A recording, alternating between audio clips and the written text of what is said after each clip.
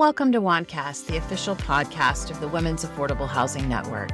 This is our space to connect, get real, and talk about what's really happening in housing, from bold leadership to resident stories that ground us in purpose. We're here to amplify voices, strengthen each other, and share the kind of conversations you'd have with a friend who gets it. Because when our voices are amplified, our communities grow stronger, and so do we. In this episode of WAHNcast, host Ashley Northcutt sits down with Donna Bullock, President and CEO of Project Home and former Pennsylvania State House Representative, to explore how housing can heal and empower entire communities.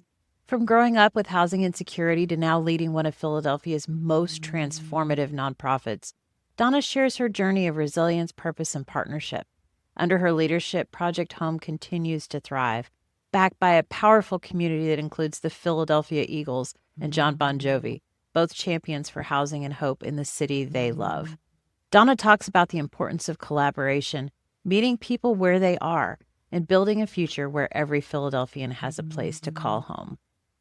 Donna, I'm really excited to get to talk to you today. It's exciting to hear too and learn about your personal history with housing insecurity and how that so deeply aligns with Project Home's mission. How has growing up with housing instability influenced your approach to leading this awesome organization? Thanks for that question.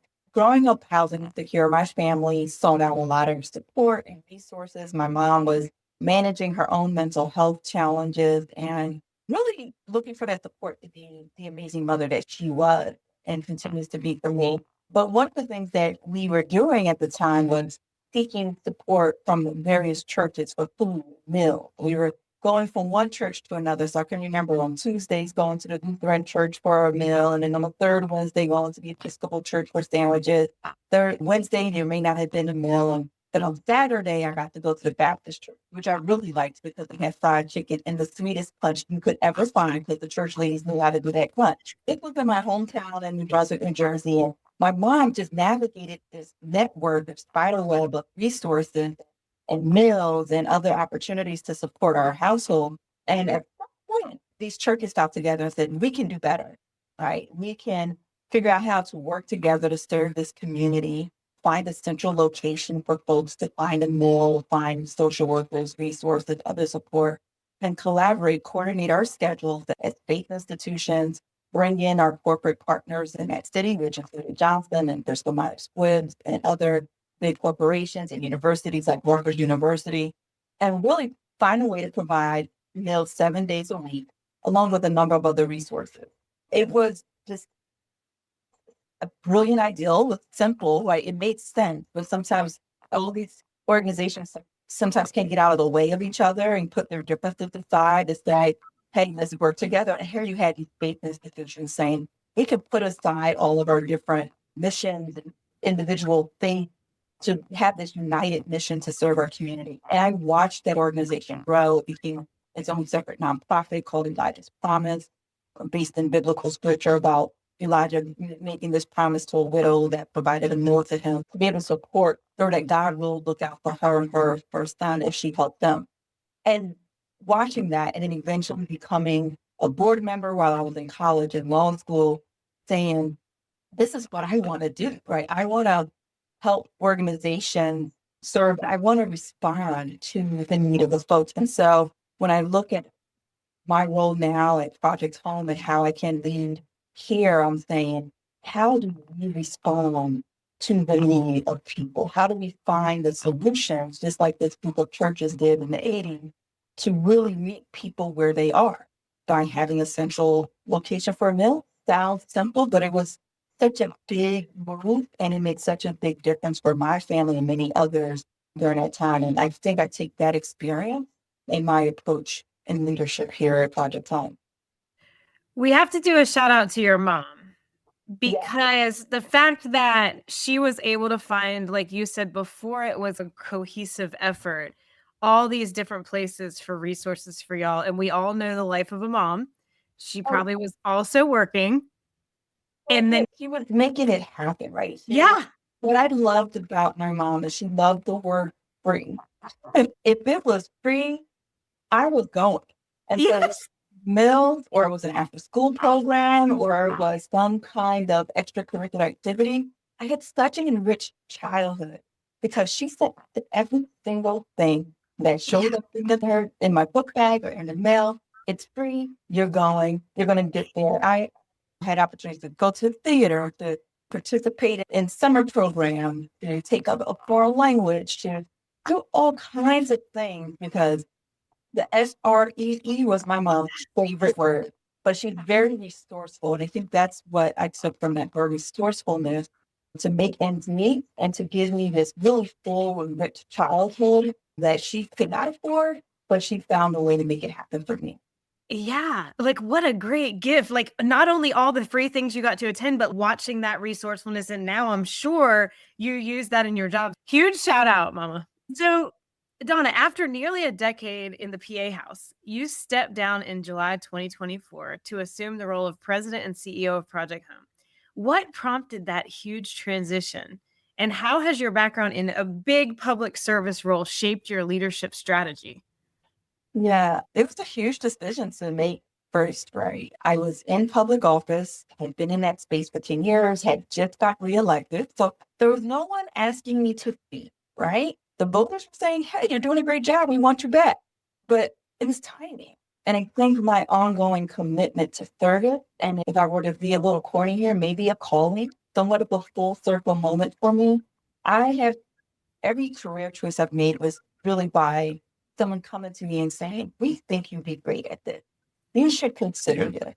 Not one in which I necessarily planned out. Sometimes the best plans can get changed and shifted anyway, but folks coming and saying, you've been of service, you're doing this great work, we think you fit this role, really think about it.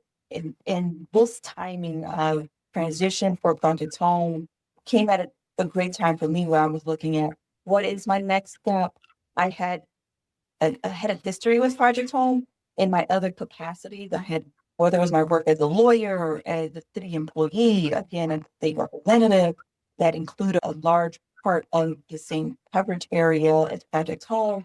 And as a resident, I lived very close to some of Project Home's properties. I was familiar with the work. I was familiar with the leaders. I was familiar with the people who were involved in Project Home and the mission. It made sense to bring all of that experience with me to the organization, to be able to work across, also bringing this experience in what I've had working across the aisle, working across the Commonwealth of Pennsylvania, building coalitions. I think I bring that skill set of building these coalitions and bridges, knowing how to navigate systems. I'm not sure if that skill set came from the work. Maybe it came from my mama. Learning how I was just going to say, I'm sensing a theme here. Like, not only say yes, show up, go try a new experience, but I think you're onto something. All of these things here are part of those same experiences I had as a child. Let me tell you, the other piece of that experience in that soup kitchen and getting these meals, my mom and my grandmother were like, okay, yes, Donna, you had a great meal. Guess what you have to do now? You have to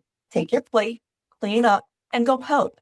Be a part of this operation. Sweep the floor, help wash the dishes, volunteer, and eventually join the board. So it's about building those same skill sets that I then took into my career, into my own professional life, and now bringing that same here, working with others, bringing those resources to bear for an organization that I believe is so meaningful and so important in today's conversation, particularly what I've learned is how to get things done and to use those resources and the systems and folks that I have connections to get it done. I hope to get everything done here at Project Home. That's really awesome. And I just love the interwovenness of it all. Like how you talk about, I live near projects and I saw projects and I've always overlapped with Project Home. It's not surprising when they've developed over 1,038 permanent, affordable, and supportive housing units. And there's more in progress. Wow. How are you thinking about expanding these efforts across the Philadelphia neighborhoods to ensure not only access to housing, but also stronger community infrastructure? Yeah, that's an important question. It really is at the heart of what we do at Project Home. All right. I think again about the community that I live in. It's the 19121 zip code in North Philadelphia. Years ago, about 35 years ago, Sister Mary and Joan, who are the co-founders of Project Home, went into that community and said, hey, we want to build some recovery housing here. We have a property. And the neighbor said, that's great. And we actually are not against it. There wasn't an envy. The neighbors were like, yes, we need recovery housing in our neighborhood, but we also need some other things, right? We need you to come in here and not just bring this recovery housing. We need healthcare for our community. We need after school programs for our children. We also want you, leaders of this organization, to be a part of this community, to move into the community that you're coming and bring this recovery housing into. And so Sister Mary did that. She moved into the neighborhood. Her and Joan then went to work and started building out and investing in that neighborhood, whether it was a small after school program and a small one-room clinic that has grown over those years into a full federally qualified health center, a full educational technology center with all kinds of adult and K through 12 and daycare educational programming. We're currently providing and working with a partner to provide some mental health services in the community center and resources. That infrastructure that the community demanded 35 years ago really developed into the neighborhood's federally qualified health center, all of these other things. And when I look at some of the other housing that Project Home has done in that immediate neighborhood, to this day, I can drive down and see other market rate housing being built right next to it 30 years later. And for not Project Home holding down and stabilizing those blocks, building some home ownership opportunities, creating the other supportive housing, permanent supportive housing structures and residences that we have there, and all of the other things there, I don't know if today we would see that market rate housing building alongside. I don't know if 20 years ago I would have moved to that same neighborhood, but Project Home had been there 15 years prior to me moving to that neighborhood. I don't know if the civic association that I'm a part of would have been able to survive if not Project Home gave them office space, right? So all of the things that Project Home did in that neighborhood really did stabilize it and prepare it for a moment where it can receive additional investment in the private market, but it not displace the folks that are already there. And that is, I think, long-term investment that built that infrastructure. And that's something we look to see throughout the city. We know, we've done reports, we know that the millions of dollars that we raise really do drive economic impact across the city. We got a report that says, $202 million in economic impact and more than $2 million in tax impact across the city of Philadelphia. So we know that we have that our investment has that kind of return, particularly in the community infrastructure. That's amazing. And it's so awesome that they were having that open conversation years ago and people that were there asking these questions were listening and doing what the community needed to thrive. And you just wish they were all still here to celebrate what's going on, because from what I understand, 100% of high school students in Project Home education programs graduated last year, 100%. And the Stephen Klein Wellness Center facilitated over 26,000 healthcare visits in 1 year. Is that correct? Or total? Yeah. What's the key to maintaining this level of success? And how does the connection between housing, healthcare, and education influence long-term stability for these residents? Like you just talked about, even going there now, people are building market rate right there in the same community. So this is a successful endeavor. Yeah, it is. It's our whole model, right? We are looking at housing, opportunity that for employment, particularly, and medical care and for education. It's all part of it. And we're doing it for the residents and participants that come into Project Home's community, but also those who surround it, right? Everybody gets to go to the Stephen Klein Wellness Center. Everybody gets to go and take part of the educational programs that we have at the Learning Center, including the residents that are part of our Project Home permanent supportive. We know that the age is critical. It is the vital part. It's where we start in many ways, but it's not just a me. You can't just give somebody a roof over their head and four walls and say, good luck. It doesn't work that way. People need a lot more support in their life. People need to have something they're passionate about. When I was elected, I used to say, no matter where I went in that community, no matter where economic, social status people may be, folks wanted the same thing. They wanted to know that they can have a nice place to lay their head at night. And they know they have somewhere to lay their head at night. And it could be in the $1 million condo, it can be in the $100,000 row home in Philadelphia.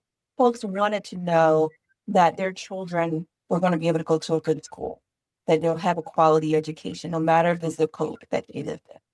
People also wanted to know that they can live out their life with dignity and grace, and have access to health care, medical care that they need.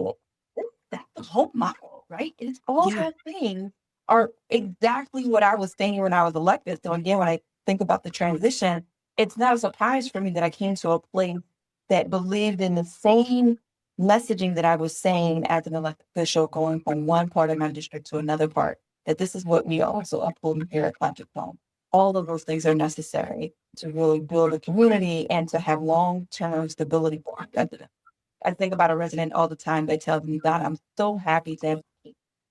But when I go into that room, I'm alone. And so it's not just about having the key. I love this community as well. I get to come out and we have resident barbecue. I get to go and I've taken a podcast lesson at our technology lab. Right? So you can come and check us out, Ashley. I will. We need help. Maybe, right? He was able to say it wasn't just about getting the key. It was all these other things. And that when I need a little bit more support, when I know that I'm a little bit stressed out and I need some help, that there's staff on site to help me with that as well. This just isn't, I want to come visit, first of all, but also you say it so well. Like, I love just listening to you. I got chills, and I'm sure any listener did too, when you're saying it's so true. Everyone wants the same exact thing. Everyone wants a home, safe, comfortable, clean, great education for family, all those things. So I'm just so glad that you ran on this campaign, and now you're even back bringing it to life and growing this mission of home. In just 9 years, Project Home has increased its housing development by 163%, adding 936 units and leveraging a $30 million gift. How do you plan to continue that kind of growth, and what strategies are being used to build in places that promote this same dignity, community, and long-term impact? When I hear those numbers, it's a little intimidating. The co-founders of Project Home, my predecessors, they were amazing. They were out there every day advocating for resources for this organization, and were just very powerful and strong-willed fundraisers. They had goals, they set them, and they went for them. It had this rapid period of right, but all of that is possible not just because of amazing co-founders, but because of this community of residents, employees, the volunteers, and philanthropists that commit and are committed and dedicated to the work that we do here. What I know is that our residents, our employees, they drive the mission, they drive the work, they inform it, right? But it doesn't happen without that dedicated community of donors and volunteers that supercharge the engines that we're driving here. And because of that, we're able to do a lot more and leverage public dollars, leverage other foundation grants and other resources and contracts. I hope to be able to continue the work there, maybe use some of the skills and relationships I have with government partners, but also continue to build this group of philanthropists that are still committed to the work. We call them Empower. It's just a unique group of community members who have invested in this work and have allowed us to leverage or fill in gaps where government dollars don't meet the need. And so it allowed us to continue to do things differently sometimes, to test things out, to be innovative. A lot of that is because of our community of partners that are well beyond government contracts. It sounds like the way you talk about the founders too, they're very lucky to have found you to come in and step into this role after the great work they started. And you talk about that they were basically firing on all fronts all the time, from fundraising to community impact. So I'm glad that you're the one that took this role so you can continue this work forward. An economic impact study found that Project Home capital development has generated $329 million in local economic output and supported over 1,800 jobs. What does this tell you about the power of housing development as a driver of economic vitality and opportunity in historically disinvested areas? Yeah, I think we touched on this just a few questions about that neighborhood at 19121 zip code in North Philadelphia. And that was over 35 years old. community-led impact in that neighborhood that we've seen, again, the little one-room clinic turn into a full federally qualified health center because of the need of the community. Our Chronic Learning Center, the dozens of home ownership units that we were able to build with the support of John Jovi, who's one of our donors. And the number of housing that we've also built in that neighborhood. But when I go back and drive through that neighborhood, other things that I see are growing commercial corridor where our local housing authority decided to move their headquarters just a few years ago to that same neighborhood just behind our health center and their 500 employees. We were there first, right? I like to say that. We were there. Right. But I think we created a setting for other organizations and institutions to say, you know what, we can move here. Now, just to set the stage, this was a neighborhood that had seen a lot of disinvestment, particularly after the 60s and 70s or some. There were some riots there in response to civil unrest, and a lot of the businesses left. And so you had vacant storefronts, and you saw from there, if you don't have the storefronts, if you don't have the sort of assets that every community needs, right? Whether it's a grocery store, a bank, or a dry cleaners, those institutions leave, those businesses leave. It's hard for residents to stay in those neighborhoods because that's not a full, complete neighborhood. So then you start losing the resident. And 20, 30 years ago, Project Home is saying, we're going to come here, we're going to make our imprint here. And now we are seeing, again, other institutions coming, student housing coming, and other organizations and businesses relocating and coming back to the neighborhood and bringing life back into that neighborhood. So it's definitely a driver of economic and community development in those particular neighborhoods to have that kind of housing. I see it also wherever we go, wherever Project Home decides to build, you can see around it some other opportunities for growth or stability. We have our headquarters is located in one of the most wealthiest neighborhoods of Philadelphia. But at the time, when we came here, I was struggling a little bit. It was on that brink of continuing the path one way or another. And at first, the neighborhood didn't want us here because they thought that this was a different approach, right, than the code I talked about. But this neighborhood said, oh, we're not sure we want you to have a homeless shelter on this very to-do commercial block in a very nice residential neighborhood that can go one way or the other. And if you bring a shelter here, that's going to be a problem. And we fought that position with the city and went to court and actually settled a case that became a landmark case for you couldn't discriminate against this type of housing, having shelter in your neighborhood. And it's a landmark housing case. And we're very proud to have taken that fight all the way to court. And now in that neighborhood, they welcome us. And we were able to build 10 years later in the next block. And they see our residents in the coffee shop and they see our residents walking in the neighborhood. We are a part of the community. And I would say even the neighbors nearby now are advocates for the work that we do. We're going to another neighborhood who may have some questions or some hesitancy. It is the residents in this particular neighborhood that it's a neighborhood of choice, I would say, who end up being our best advocates and saying, no, they are great neighbors. We're happy to have them and we volunteer. And so it's been a great partnership to see that and to see that we were able to overcome NIMBYism over time. And have surrounding neighborhoods also fighting for you in other areas that are claiming NIMBY. So what is the name of this community called? The one that is thriving for 35 years now? North Philadelphia, Strawberry Mansion area. Okay.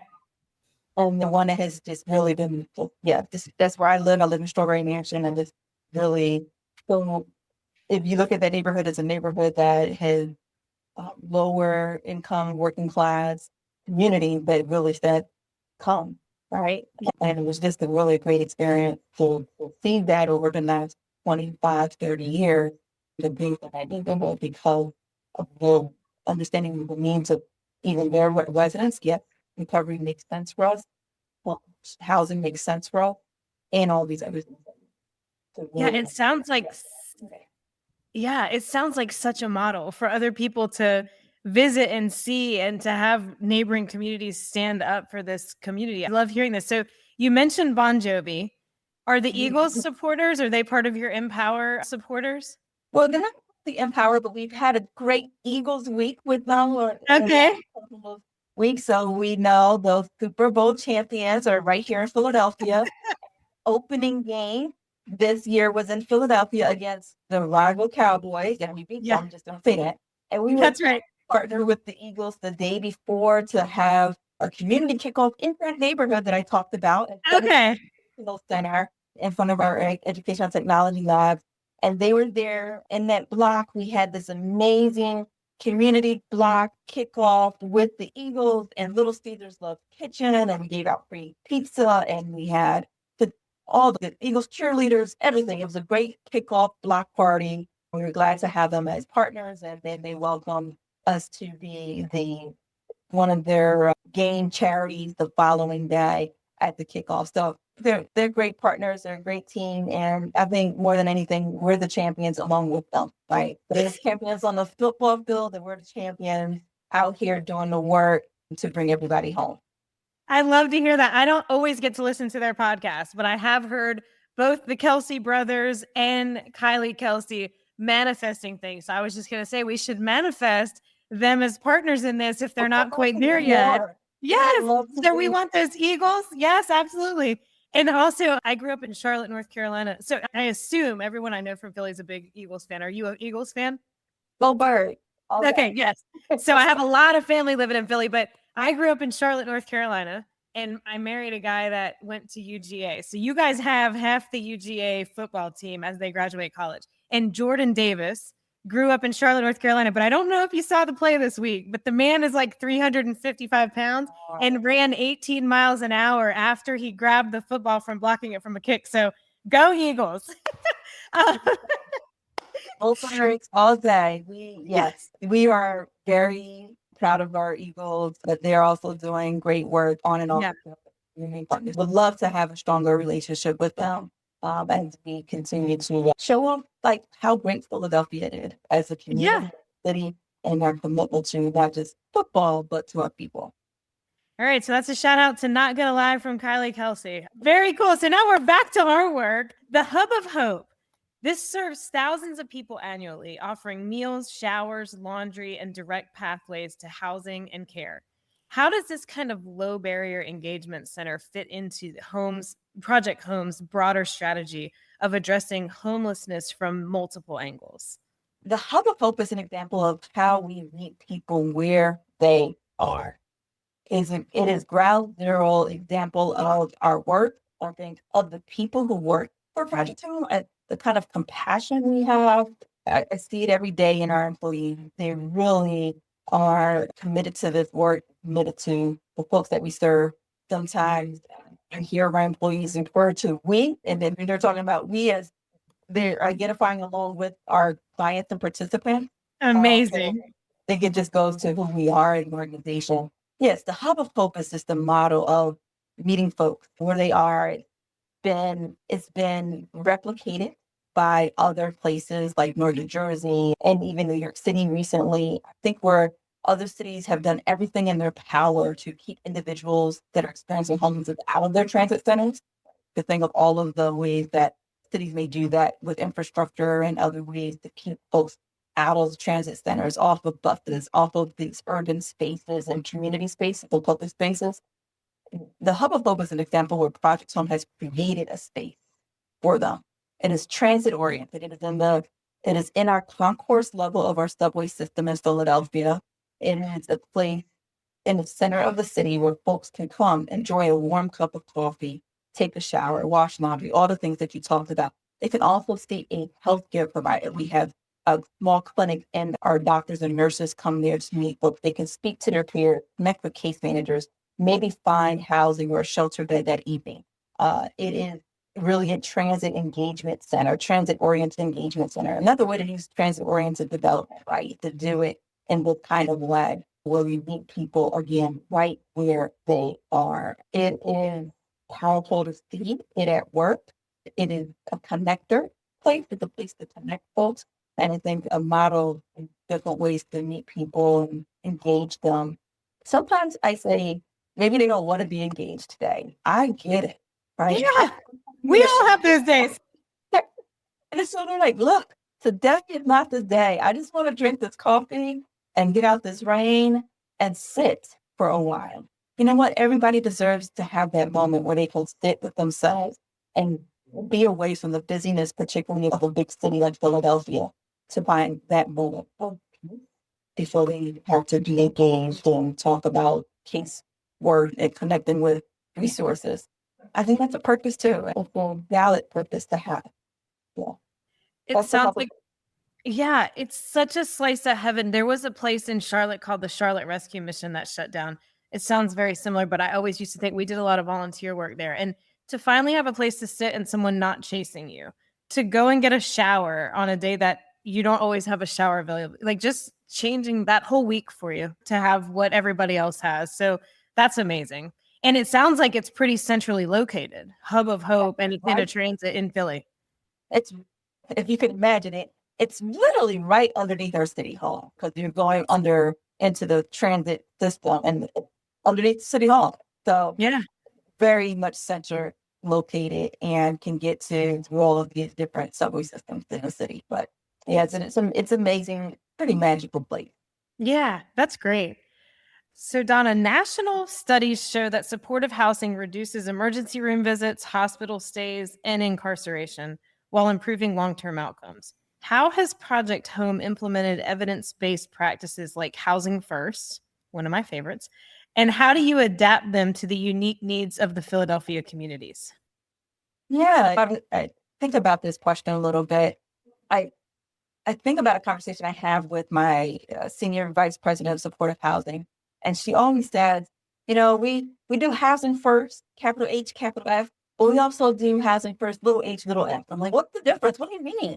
And it's really philosophy, right? So it's housing first is this approach. We all know it, very familiar with it, that's the capital H, capital F housing first. Funding that's attached to it. We understand it, right? It's hard to tell somebody we want you to do this or get clean or get healthy or whatever. If you don't know where you're going to be putting your head that tonight, it's hard to think about any of those things.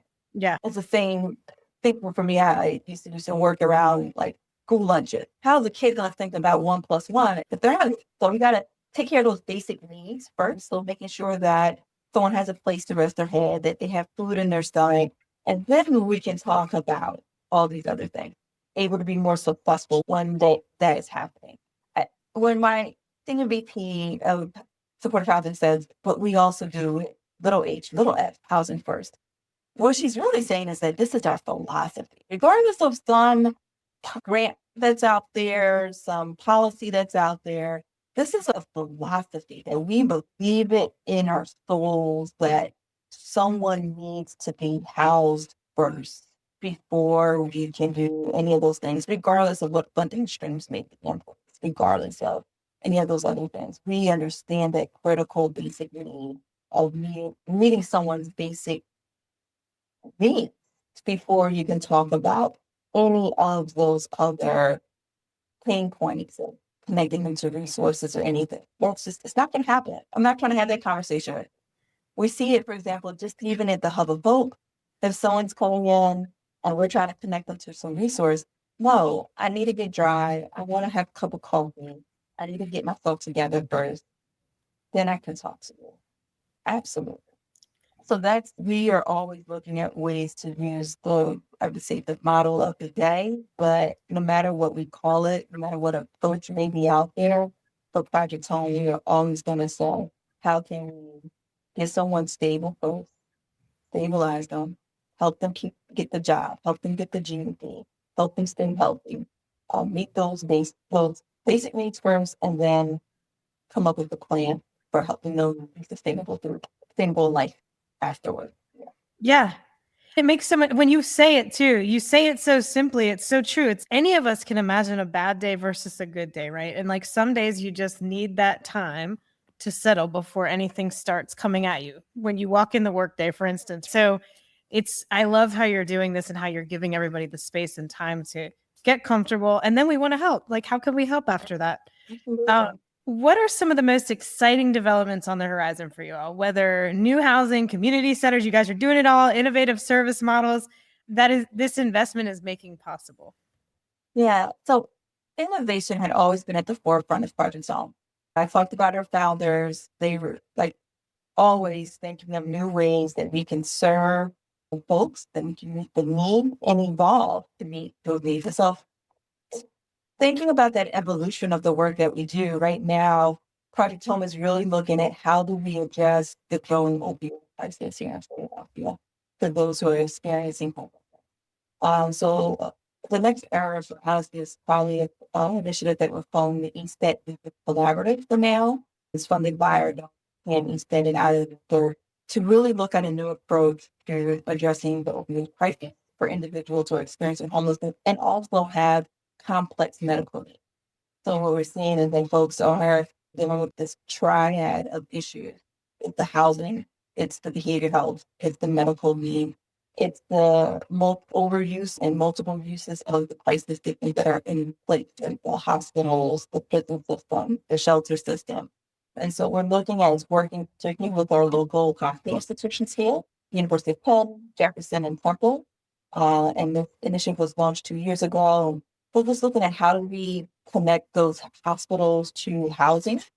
And again, in the same way, if that individual shows up in the hospital, either through the emergency room or through the clinics or through some other pathway, and they have some other complex medical needs, so maybe they're on dialysis. How do you continue dialysis if you don't have a place to live? So we're talking about housing first, right? How do you then send that person home? You adjust whatever immediate need it was in the hospital. You're sending them home to the street, and they're not going to get well, right? They're not going to be able to address their opioid use. They're not going to be able to address their medical concerns at the time if you're unhoused. And so we're looking at providing this kind of housing where we're partnering with the hospital and we're able to refer directly into housing units or beds and then continuing to treat those patients as their primary care provider, continue to connect them to outpatient, both for their opioid use, but also outpatient medical care that they need as well. And our supportive staff are able to continue to work with those residents to make sure that they're going to their appointment 3 times a week or whatever it may be. But they're getting the kind of wound care that they may need, if that is also a concern. So we're looking at that. How can we expand this work, fund it, but not necessarily funded, and look at other ways that we can support the needs of the unhoused population today, and in this particular neighborhood in Philadelphia that known as Kensington, and continue that work. So again, being innovative and being responsible and being people where they know. I hope all the cities start doing this. It feels like good support for this population. As Project Home's 2023 to 2025 strategic plans enters its final year, woohoo! What success metrics are you focused on?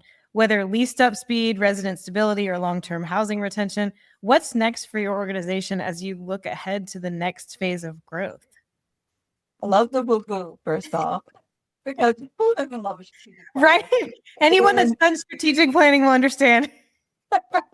And of course, you end the strategic plan by starting your next strategic plan. The first thing that we're doing right now is engaging and embarking on our next strategic plan. But as we close out the existing one, we want to look at those metrics and how successful we are when it came to resident stability, addressing vacancies in our unit, healthcare measures, all of those things that we've been talking about in the last couple of minutes for sure. I think we are definitely proud of meeting a long-term goal, and if not meeting it, exceeding it. The number you mentioned just a few questions prior, that we've exceeded the number of units we wanted to build. We had the goal forever of building 1,000 units. We're now at 1,038 with more in the pipeline. So now we need to set a new goal. We are going to be definitely looking at how we can look at our impact. Right. So it's great to have these numbers. Hey, this many people stayed in their housing for 12 months or longer. This many people connected with healthcare or connected with a job or are able to maintain a minimum wage job or more. But what does that mean? Right. Yeah. So really diving into those statistics and those numbers and finding some other way to communicate the impact of those metrics. That's something I look forward to working on with our team and how we can really dig a little deeper into the nice statistic that you see on the annual report and dig a little bit with the abilities for the folks that we're serving, for the communities that we live in, and for the city of Philadelphia that our operations are headquartered in. Yeah, I think that's what we're looking at for the next organization as we look ahead. And what's the next set of metrics? One of the things I'm really proud of, if I can backtrack, is the metrics around our employees, to be honest. Oh, let's hear. Yeah. We wanted to make sure folks felt like they belonged. They felt like they were included. And going forward, I want to make sure we are looking at turnover rate. This is hard work, and burnout is real. And so I want to look at turnover rate. I want to look at employee wellness. I want to see how folks are using the resources we have available as an organization for them. So that's some of the work that I like to dig in a little more as a leader of the organization and make sure that I'm taking care of the people who are contributing. They're so lucky to have you, Donna. Like, how cool you're thinking of all these big picture things, and it comes back to that, because the value of retention, of someone staying there and of hearing all the voices to get the right answer. And so it's just really neat on top of all this work that you're bringing back to that to make sure your employees are as well and performing as they can and feeling heard. That's amazing. Yeah, but retention of those employees and the impact on the folks. Sure. Right? Absolutely. Relationship with those employees, and then now there's what? Yeah. Relationships with somebody else. I don't trust people and I get it. So investing in the employees is just as important as focusing on, if we want folks to be successful as residents, we need to make sure that our employees are successful. Sure. And the way you're building that, I mean, you said it before, your teammates are saying like we, meaning us and the communities we work with, which is really a testament. That's very cool. I can't wait to hear. I want to follow up next year and get these metrics that you're digging into and hear all the other good news. Our chapters are currently working on strategic planning classes with a nonprofit trainer named Hedges.